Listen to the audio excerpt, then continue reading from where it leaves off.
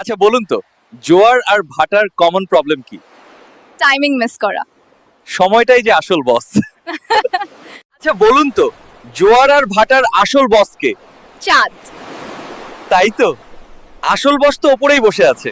আচ্ছা বলুন তো, ভাটা কখন সুন্দর লাগে? সূর্যাস্তে।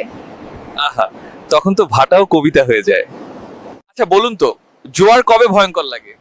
রাতে। ঠিকই বলেছেন, রাতে সবই একটু বেশি স্ক্যারি। আচ্ছা বলুন তো, ভাটা কবে ইউজফুল হয়?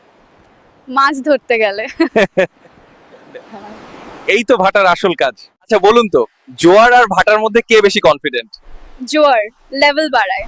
ওহো, তাই তো, লেভেল বাড়লেই কনফিডেন্স। আচ্ছা বলুন তো, ভাটা কেন স্লো? তাড়াহুড়া নেই। ঠিকই তো, ভাটার তো কোনো তাড়া নেই। ভাটা কবে ভিলেন হয়? নৌকা আটকে গেলে। তখনই ভাটার আসল রূপ বেরোয়। জোয়ার গেলে ভাটা কি বলে? এবার আমার পালা। আরে বাহ, ভাটাও দেখি কম কনফিডেন্ট না। জোয়ার আর ভাটার ফাইট কবে হয়? সমুদ্রের মুড খারাপ হলে। সমুদ্রেরও যে মুড থাকে জানতাম না। জোয়ার কেন ড্রামাটিক? ঢেউ নিয়ে আসে। ঢেউ নিয়ে আসে।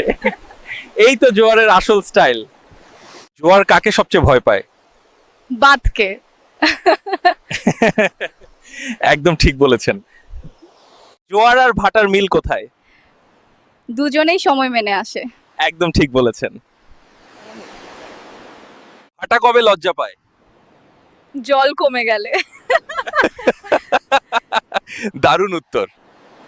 তো বন্ধুরা, যদি ভিডিওটা আপনার ভালো লেগে থাকে তাহলে চ্যানেলটা অবশ্যই সাবস্ক্রাইব করতে ভুলবেন না আর কমেন্টে জানান কোন অংশটা আপনাদের সবচেয়ে বেশি হাসিয়েছে। ধন্যবাদ।